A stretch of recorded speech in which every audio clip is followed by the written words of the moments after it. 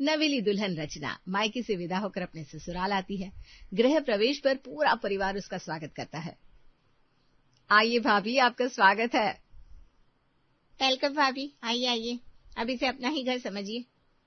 गौतम और रचना अंदर आने के लिए जैसे ही पैर बढ़ाते हैं, तीनों बहनें दरवाजा रोककर खड़ी हो जाती है। अरे इतनी आसानी से नहीं भाई, अंदर आने के लिए एंट्री फीस तो देनी होगी ना। Entry fees? वो क्यों? अरे भाई ये रस्म है, बहू को लेकर अंदर आना है तो जेब तो ढीली करनी पड़ेगी ना लाला। तो निकालो 21,000 रुपए। 21,000? पागल हो गई हो क्या? मैं नहीं देता इतने पैसे। वाह भैया वाह, अपनी सालियों पर तो आपने जूते चुराई के 25,000 रुपए खुशी खुशी कुर्बान कर दिए थे, और अपनी सगी बहनों को 21,000 देने में आपकी जान निकल रही है। चाहे जो हो, 21,000 रुपए देने पर ही आपको घर में एंट्री मिलेगी। दे दो ना बेटा और छुट्टी करो, वैसे भी ये तो बहनों का हक होता है। लेकिन मेरे पास अभी कैश में सिर्फ 5,000 रुपए है, अभी ये रख लो, बाकी कल ले लेना। ना भाई ना, रात गई तो बात गई हो जाएगी। तुम्हारे पास नहीं है तो क्या हुआ, भाभी का तो पर्स है ना। क्यों भाभी? ये कहकर मुस्कान रचना का पर्स झपट लेती है और पर्स पे रखे 20,000 रुपए निकालकर हवा में लहराती है। यस, मिल गई एंट्री फीस, अब वर वधू घर के अंदर प्रवेश कर सकते हैं। रचना हैरानी से देखती रह जाती है। ससुराल में इतनी धमाकेदार एंट्री होगी, ऐसा तो मैंने सपने में भी नहीं सोचा था। कुछ रस्में होने के बाद सब सोने चले जाते हैं। रचना गौतम से मुस्कान की शिकायत करती है। गौतम, मुस्कान ने जिस तरह से मेरा पर्स छीना और पैसे निकाले, मुझे बिल्कुल अच्छा नहीं लगा। ऐसा कौन करता है? अरे वो तो सिर्फ एक मजाक था, शादी के मौकों पर तो ऐसा हंसी मजाक चलता है ना। हाँ लेकिन अभी मुझे बहुत नींद आ रही है, बाकी शिकायतें कल कर लेना प्लीज। दूसरे दिन सुबह। रचना बहू, आज बक्सा खुलाई की रस्म है, इस रस्म के बारे में तो जानती हो ना तुम? नहीं तो माँ जी, मैं तो पहली बार सुन रही हूँ, क्या करते इसमें? तुम्हें इस रस्म के बारे में नहीं पता? तुम्हारी माँ ने नहीं बताया क्या? ये तो बरसों से चली आ रही रस्म है बेटा। तुम अपने साथ मायके से सामान का सूटकेस लाई हो ना, उसे खोलकर अपनी ननदों के सामने रख दो, फिर उसमें से उन्हें जो चीजें चाहिए होगी वो रख लेगी। भाभी की ओर से ननदों का शगुन होता है ये। लेकिन माँ जी, पिछले साल तो मेरे भाई की शादी हुई थी, हमारे यहाँ तो ऐसी कोई रस्म नहीं हुई थी। लेकिन हमारे यहाँ तो होती है ना बहू। जाओ, अपनी तीनों ननदों को अपने कमरे में लेकर जाओ। जी माँ जी। और तुम तीनों ध्यान रखना, एक एक चीज ही लेना, वो भी आराम से, कहीं छीना झपटी मत करने लग जाना, समझी? याद है भाभी, हमारे समय में तो ननद एक दूसरे के मुंह तक नोच लेती थी सामान के चक्कर में। समझते हैं। रचना डरते डरते अपने कमरे में जाती है। हे भगवान, घर में एंट्री करते ही इन चुड़ैलों ने मेरे सारे पैसे लूट लिए थे और आज मेरी चीजें हड़पने आ गई। हाय मेरा प्यारा सामान। कुछ कहा क्या आपने भाभी? नहीं तो, ये लो सूटकेस, लेकिन जरा प्यार से। हाँ। तीनों ननदें जैसे ही सूटकेस खोलती हैं, अपनी माँ की हिदायत को भूलकर सामान पर टूट पड़ती है और पूरा सामान उथल पुथल कर देती है। हाय कितनी जंगली ननद है मेरी, ऐसे छीना झपटी कर रही है मानो कुत्ते बिल्ली की लड़ाई हो रही हो। ये सूट तो मैं लूंगी, हाय कितना प्यारा है। नहीं, इससे पहले मैंने देखा था इसलिए मैं रखूंगी, वैसे भी तुम पर ये रंग नहीं जचेगा। तुमने सिर्फ देखा था, मैंने हाथ लगाया था, इसलिए ये मेरा हुआ। दोनों आपस में छीना झपटी करती है और चर्र की आवाज से ड्रेस फट जाता है। ले मर, रख ले, मैं दूसरा ले लूंगी। हाँ, बड़ी होशियार बन रही है तू ही रखिए फटा हुआ सूट, मैं ये ग्रीन वाला रखूंगी। आप दोनों कपड़ों के लिए लड़िए, मैं तो हेयर ड्रायर रखूंगी, वैसे भी मुझे ये चाहिए था। तो मैं भी कपड़े नहीं लेती, मैं ये मेकअप बॉक्स रख लेती हूँ। और मैं ये चॉकलेट बॉक्स, मुझे फॉरेन की चॉकलेट्स बहुत पसंद है। सिर्फ चॉकलेट नहीं, तुम तो इतनी भूखड़ हो, तुम्हें भूख लगे तो तुम गोबर भी खा लो। बचकर भाभी, ये चटोरी अब रोज एक नई फरमाइश करेगी आपसे। वैसे तो तीनों लालची ननदों से बचना होगा मुझे, मेरे तो सामान की ही वाट लगा दी इन जंगली बिल्लियों ने। हाय, मेरा फेवरेट सूट भी फाड़ दिया चुड़ैलों ने। चॉकलेट्स में गौतम जी को गिफ्ट करने के लिए लाई थी, ये भी वो भुक्खड़ चट कर जाएगी। तीनों ननदों के जाने के बाद अपने सूटकेस का हाल देखकर रचना सिर पिट लेती है। रात को रचना गौतम को पूरी बात बताती है। तीनों का वैसा बर्ताव मुझे बिल्कुल भी अच्छा नहीं लगा गौतम जी। तुमने तो आते ही मेरे घर वालों की शिकायत करना शुरू कर दिया। पिताजी के जाने के बाद मैंने मेरी बहनों को बाप की तरह प्यार दिया है रचना, उनके खिलाफ मैं नहीं कुछ सुनने वाला, और तुम ये बात अच्छे से समझ लो। गौतम की बात सुनकर रचना समझ जाती है कि गौतम से कुछ भी कहने का कोई फायदा नहीं। 4 दिन बाद रचना बेटा, आज तुम्हारी चाची सास वापस जा रही है, उनके लिए अच्छा सा खाना बना लो। ऐसा करो, शाही पुलाव और मटर पनीर, दाल तड़का, रायता, एक सूखी सब्जी, और हाँ मीठे में कस्टर्ड। हाय, मुंह में पानी आ गया। जल्दी बनाओ ना भाभी। इतना लंबा चौड़ा मेन्यू देखकर रचना डर जाती है, लेकिन बिना कुछ कहे पूरा दिन मेहनत करके दिल से खाना बनाती है। उतनी देर में मुस्कान चाची के पास जाती है। चाची, जब मम्मी ने भाभी से आपके लिए अच्छा सा खाना बनाने के लिए कहा तो भाभी के तेवर देखने लायक थे। कैसे? भाभी तो मम्मी पर भड़की गई, कह रही थी चाची जी जा रही है, इसमें मैं क्या करूं, खुशी से जाए, वैसे भी इतने दिनों से अपना घर बार छोड़कर यहीं पर पड़ी है, आपकी देवरानी है तो आप ही उनके नखरे उठाइए। अच्छा, ऐसा कहा उसने? लगती तो बड़ी सीधी है, अंदर से इतनी घुन्नी होगी सोचा नहीं था। फिर क्या हुआ? होना क्या था, मेरी भोली मम्मी तो बस इतना ही बोल पाई, अच्छा ठीक है मैं ही बना लूंगी। लेकिन चाची आपके बारे में ना ऐसी बातें सुनकर मैं चुप नहीं रह सकी और भाभी को अच्छे से सुना दिया। अच्छा, क्या सुनाया मेरी लाडो ने? मैंने कह दिया भाभी को, मेरी प्यारी चाची आपके लिए मेहमान होगी लेकिन मेरे लिए माँ की तरह है, उनकी इंसल्ट मैं बिल्कुल बर्दाश्त नहीं करूंगी, खाना आपको बनाना ही पड़ेगा, वो भी बेहतरीन। फिर क्या, मेरा चंडी अवतार देखकर तुरंत भीगी बिल्ली बन गई और किचन में भाग गई। बहुत अच्छा किया तूने, ये चुपचाप रख ले, तुझे अलग से दे रही हूँ, तू मेरी सबसे लाडली जो है। चाची मुस्कान के हाथ में 1000 रुपए रख देती है। मुस्कान के चेहरे पर विजयी मुस्कान आ जाती है। ये सब रचना सुन लेती है लेकिन चुप रहती है। खाने के टेबल पर हाय हाय, कितनी सारी चीजें, क्या लूं क्या खाऊं? ऐसा करती हूँ सब एक साथ ले लेती हूँ। चिंकी खाने पर टूट पड़ती है और अपनी थाली लबालब भर लेती है। हाय हाय हाय, कितनी जाहिल है ये, ऐसा लग रहा है जन्मों से भूखी है बेचारी, जबकि सुबह ही तो ठूस कर नाश्ता किया था, पेट है या गोदाम। चाची जी आप तो कुछ खा ही नहीं रही है, मैंने इतने प्यार से सब बनाया है। बस बहू, पेट भर गया मेरा, वैसे भी तुम्हारी कौन लगती हूँ मैं जो इतना फोर्स कर रही हूँ मुझे। जाने तक चाची रचना से नाराजी रहती है। उनके जाने के बाद रचना अपने कमरे में आराम करती है। 1 घंटे बाद चिंकी वहां आती है। भाभी, खाने के लिए कुछ बनाइए ना, बहुत तेज भूख लगी है। हैं? अभी कुछ देर पहले ही तो आपने इतना हैवी खाना खाया था, अब फिर से? ना बाबा ना, अभी तो मेरी हिम्मत नहीं है किचन में जाने की। हाँ, थोड़ी देर से जरूर बना दूंगी। ठीक है भाभी। चिंकी चुपचाप चली जाती है। मुस्कान सब सुन लेती है और अपनी माँ को चुगली करती है। माँ, तुम्हें पता है अभी भाभी ने चिंकी को क्या कहा? अरे क्या कहना है, खुलकर बोलना, ये कान में फुसफुसा कर बातें करने की आदत मुझे बिल्कुल पसंद नहीं है। चिंकी ने भाभी से खाना मांगा तो भाभी ने उसे इतनी बुरी तरह से मना किया, बेचारी की आंखों में आंसू आ गए। तो अच्छा ही किया ना, अभी कुछ देर पहले तो ठूस कर खाया था उसने, उस भुक्कड़ की तो आदत है दिन भर खाने की। आगे तो सुनो।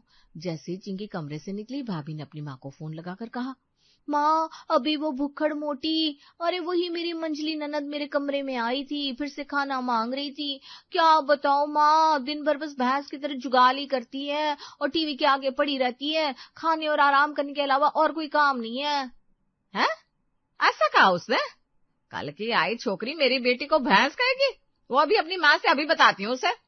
अरे अरे, अभी कुछ मत कहो माँ, नहीं तो वो भैया से हमारी झूठी शिकायत लगाएगी ना। सही है, अभी तो छोड़ देती हूँ, लेकिन उसे जताना तो पड़ेगा ही। सरिता गुस्से में रचना के कमरे में जाती है। बहू, तुमने चिंकी को खाना बनाकर देने से इनकार कैसे किया? गौतम की जान बसती है अपनी बहनों में, उसे पता चलेगा कि तुम्हारी वजह से उसकी बहन की आंखों में आंसू आए तो तुम्हारी खैर नहीं है। माँ जी, मुझसे गलती हो गई, मैं भी उसे कुछ बना देती हूँ। उस दिन के बाद सरिता रचना से उखड़ी उखड़ी रहने लगती है। कुछ दिनों बाद तीनों ननदे और रचना हॉल में बैठे होते हैं। अगले हफ्ते मेरी बेस्ट फ्रेंड की बहन की शादी है। वाह, अच्छा अच्छा खाना मिलेगा फिर तो, सोचकर ही मुंह में पानी आ गया। ये भुक्खड़ आत्मा तो चारों तरफ बस खाने की तलाश में भटकती रहती है। एक्सक्यूज मी, आपको कोई नहीं ले जा रहा है, मैं अकेली जा रही हूँ, लेकिन मुझे समझ में नहीं आ रहा रिसेप्शन में क्या पहनूं। अरे इसमें इतना सोचने की क्या बात है, भाभी के पास से एक से बढ़कर एक डिजाइनर कपड़े और ब्रांडेड चीजें हैं, उन्हीं में से कुछ ले लो। अरे हाँ, मेरे दिमाग में ये बात आई ही नहीं। ऐसे करूंगी, भाभी को पिंक वाला सूट पहन लूंगी, क्योंकि उनके पास उसकी मैचिंग ज्वेलरी और सैंडल भी है, और उनका गोल्डन पर्स भी ले लूंगी, बहुत जचेगा मुझ पर। हाँ, बहुत सुंदर लगोगी तुम, बिल्कुल स्ट्रॉबेरी आइसक्रीम की तरह। तुम तो वही पहनना। अरे अरे, तुम तीनों ने तो आपस में सब डिसाइड कर लिया। मैं सामने बैठी हूँ, फिर भी मुझसे पूछने की तकलीफ भी नहीं उठाई। अरे आपसे पूछने की क्या जरूरत है भाभी, आपका जो भी सामान है उस पर हमारा पूरा हक है। ऐसा कुछ नहीं है, और वो पिंक ड्रेस मेरी सबसे फेवरेट है, तुम्हारे भैया ने गिफ्ट की थी मुझे, उसे मैं हरगिज नहीं दूंगी। भाभी, आपके मायके की ड्रेस होती तो हम सोचते भी, अब तो आप दे ही दीजिए पिंकी को, वरना भैया को पता चलेगा तो आप पर बहुत गुस्सा होंगे। ठीक है, पहन लेना, लेकिन प्लीज गंदी मत करना। मुझे भी इतनी अक्ल है भाभी, इतना एटीट्यूड है तो मत दो अपनी ड्रेस। तभी सरिता वहां आती है और रचना को डांटती है। ये क्या तरीका है बात करने का बहू? छोटी ननद बेटी की तरह होती है, उसका पूरा हक है तुम्हारी चीजों पर। जी माँ जी। शादी के 2 महीने बाद। गौतम, आज हमारी शादी को पूरे 2 महीने हो गए। आज हम दोनों कहीं घूमने चले? शादी के बाद से हम कहीं गए ही नहीं है। चलो, आज तुम्हें बहुत अच्छी जगह खाना खिलाता हूँ, उसके बाद तुम्हारी फेवरेट आइसक्रीम भी।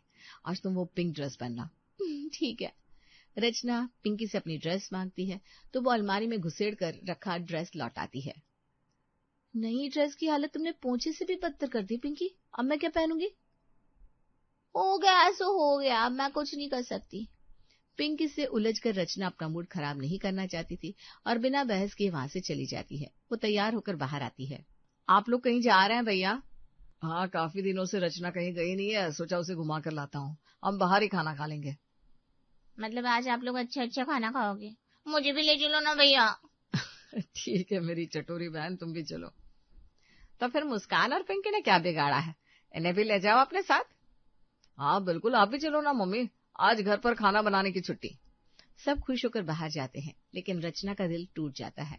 आज उसे गौतम के साथ अकेले समय बिताने का मन था। दूसरे दिन रचना की सहेली का फोन आता है। शादी की बात तो तू मुझे भूल ही गई रचना, इतनी कहाँ बिजी रहती है? और बता, कैसी चल रही है मैरिड लाइफ? रचना उसे सारी बात बताती है। मुझे तो लगता है मोना, मेरे मम्मी पापा ने मेरे साथ बड़ी ज्यादती की है। लोगों से एक ननद नहीं संभलती और उन्होंने मुझे 3-3 झल्लाद ननदों के हवाले कर रखा है। रोज मेरा खून पी पी कर खुद तो मुटल्ली हो गई है और मुझे आधा कर दिया है। रचना के बोलने के ढंग से मोना को हंसी आ जाती है। तुझे मेरी हालत पर हंसी आ रही है ना? माँ को सब बताकर उन्हें तकलीफ नहीं पहुंचाना चाहती थी, इसलिए तुमसे दिल हल्का कर लिया। लगता है गलती कर दी, रखती हूँ फोन। कुछ दिनों के बाद रचना राखी के लिए मायके जाती है, तब पड़ोस की विमला आती है। सरिता, तुम्हारी बहू तो बड़ी सुशील है, मैंने सुना है उसकी छोटी बहन है, उससे मेरे सुमित की शादी की बात चलाओ ना। हाँ हाँ, बहू के आते ही मैं बात करूंगी। माँ बातें करती रहोगी या चाची को चाय भी पिलाओगी? हाँ, अभी लाती हूँ। सरिता चाय बनाने जाती है। चाची जी, आपको कोई गलतफहमी हुई है, हमारी भाभी जैसी दिखती है वैसे बिल्कुल है नहीं।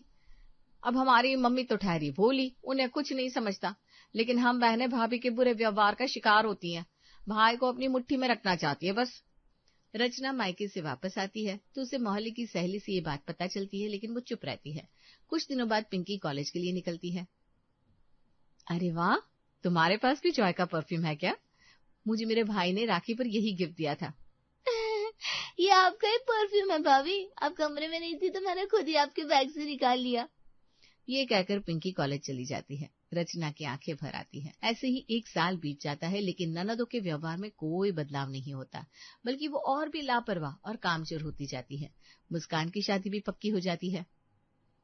अब 2 महीने बाद मुस्कान शादी करके अपने घर चली जाएगी। कैसे रहेगी हमारे बिना? रह लेगी माँ जी, दीदी के ससुराल में उनकी 2-2 ननदें हैं ना। जैसे मेरी ननदें मेरा ध्यान रखती है, वैसे ही वो दोनों भी दीदी का रखेगी। रचना की बात पर चारों के चेहरे उतर जाते हैं। एक दिन सब शॉपिंग करके आते हैं। मम्मी, कितनी प्यारी ड्रेसेस ली है मैंने, सारी पार्टी वेयर है, मुझ पर कितनी जचेगी ना? सरिता कुछ कहती उससे पहले ही रचना कहती है, दीदी इनमें से कौन कौन सी ड्रेसेस आप अपनी ननदों को दोगी? उन्हें क्यों दूंगी भला, मेरी ड्रेसेस है, मैं पहनूंगी। ना ना ना, ऐसी बात मत करो दीदी, आपकी हर चीज पर क्या उनका हक नहीं होगा? बल्कि आप तो जाते ही अपना बैग उनके हवाले कर देना, उन्हें जो चाहिए वो खुद ले लेगी, वो भी आपसे पूछे बिना। ये कैसी बेवकूफी वाली बात कर रही हो बहू? इससे बिना पूछे इसकी ननद इसके सामान को कैसे हाथ लगा सकती है? जैसे मेरी ननद मेरे सामान को लगाती है। दीदी, आप जब भी जीजा जी के साथ कहीं घूमने जाओगी तो अपनी ननदों को भी साथ लेकर जाना। आखिर छोटी ननदें बेटियों की तरह होती है ना, उन्हें छोड़कर आप भला कैसे जा सकती हैं?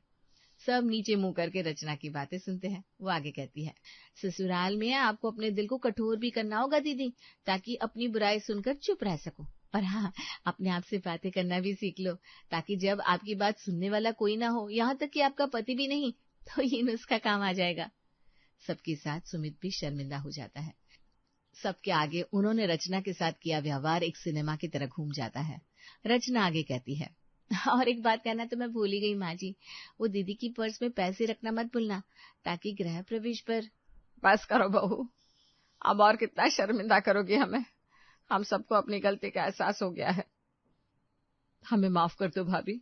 हमें आपके साथ ऐसा व्यवहार नहीं करना चाहिए था, हमसे बहुत बड़ी गलती हो गई।